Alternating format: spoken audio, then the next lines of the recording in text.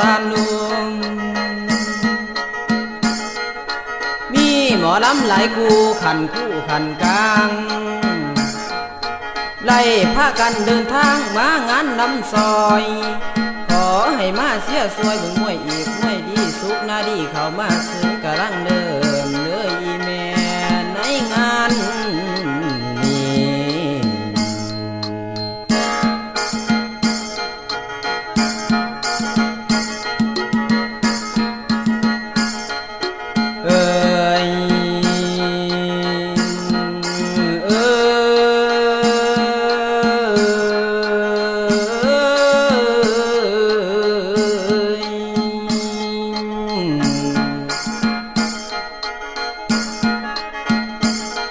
วันนี้ข้าน้อยขอกราบไหว้ทุกท่านและมามองผู้ทรงน้ำเล่มดูและละมองจนตาค้างใจวางวนสนสอทั้งมังโมก็ใส่จากเป็นไผสื่อเสียงยังบ่หูผู้ลำแหล่ตำสูงจึงแม่นมันยากยุ่งน้อยแม่ผู้ใจดีสุขนาดีผู้ลงลำเป็นสื่อเสียงลำเบาบ้านอยู่เน่าแถวพุ่นยินดอนบ้านบุญใหญ่ขึ้นกับเมืองฟ้าทุ่มพรบอนอุดมแท่ป่าทั้งเป็นบ้านพัฒนาเซินพยายามเด้อลุงป้าสุกนาดีสิหาป่ามาก้อยจำแจวบ้านอยู่แถวแคมป์ของมองลองลงแสนำเอาปลาเพียจึงเป็นลายบ่หาซื้อดอกทานขันไปแวะไปยามถามหาเงินก็ดีใจว่าแต่ไปกินน้ำถ้าเวียกนี้สิเดินขามมีเหือสิรอส่งบ่ถึงมุงกะแม่นมงคันสิขามแม่คอง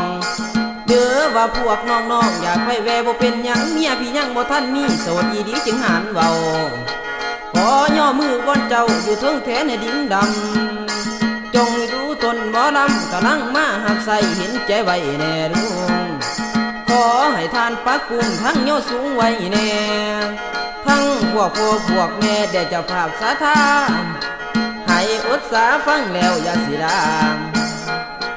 าฟังแล้วอย่าสีดาเดียงหมายังไว้ใส่เดียงคนไว้แห่งดินขอเฮียนไว้เนตีสหพันธ์ในบ้านทั้งกองร้อนทุกทานแด่ทำหน่วยทหารเฮียนอาจารย์ผู้เห็นแจ้งสามาคมทุกภาคส่วนมวลขอให้แจ้งแสงขึ้นจึงคอยนี้พอดผู้อื่นจึงคอยตีมีหยังจึงเว้ามือนี้มาเพิ่งเจ้าเลยอีแม่มาฟังอย่าสู่ฝ่าวหันหลังทั้งปล่อยทั้งลาทั้งดาทั้งปล่อยทั้งลาขอเพิ่งคุณแม่ป้าขันสีขากะแม่นตายดูกว่าเว้ายังหลายหลอกน้อยพอแนวเพิ่นสร้างเพิ่นก่อเหตุบุญเหตุทานดุ้งทุนใหญ่มหาศาลได้อย่างสมใจมากนึกให้ได้คักได้ดังสมใจไม้ถ้าไปค้าไปขายขอให้ไหลเงินล้านเพิ่นละว่าท่านนี้หากินบ่เบิดง่ายจ่ายเท่าไรแห่งไรก็ไหลเข้าหลังพื้นฮอดพื้นก็นึกเอาโลดเด้อแม่ป่าคู่บ้ามาก็ย่อให้เทาะละนี้ผู้หักส่งย่อมือป้องฝากพร้อมถนอมให้ผู้ตายหมายว่าเพิ่นว่าทำบุญนี้ทั้งใจดีเป็นแกนแสนสิยุ่งยากแค้นยังทุนไว้เพื่อบุญท่านที่น่าให้ดีเป็นเด้ออีแม่สาธาเสียเงินคำผู้ป่าผู้หักหาทางไหลไผผู้ท่านแนวนี้บ่ลงทุนใต้กระสร้างมุดเงินแสนแล้วล้านมาคุ้มให้ลากันลำขอเบาสันบ่แม่นสั่งสอนกันสิว่าลำมาสอนบ่แม่นเด้อลุงป่าขออวยพรก่อนนี้ทั้งฝันดีสุดเตือนเรื่องสะความสัวหายที่ตนอายพี่ดำขอเป็นขาประจำแน่เด้อบัดนาแน่เด้อบัดนาขันพี่สิไม่ลำซอยคอยฟังไปเตือน้อยน้อพี่น้องอย่าหนีน้อพี่น้องอย่าหนีสีหน้านวลม่วนดงก่อนผู้ฟังนี่ไม่อยู่ขาน้ำดองเด้อนี่เด้อร้านปนาจึงกินเกลือก็ต้องจับเฮ้ยเชี่ยเรานอนนี่ก็เลยจังหากว่าเสือน้อยเสือใหญ่เสือยังอยู่หัวให้รักษาปลาหยาฆ่าเสือยังอยู่หัวหน้ารักษาปลาหยาเปร ะคุยแหกผู้ดังแรกจำชาบาดถือคืนดีเสียนายทันมอง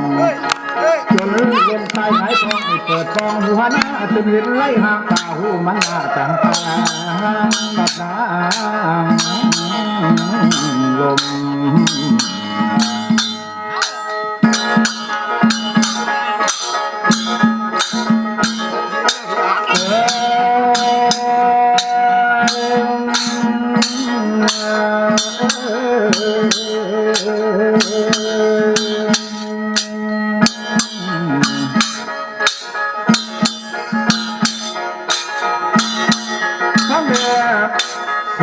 ยังเสียยังที่โดนท่วมทั้งหอคืนเขาตอกน้ำพุอย่าตาสนตาตายเสียแค่ไร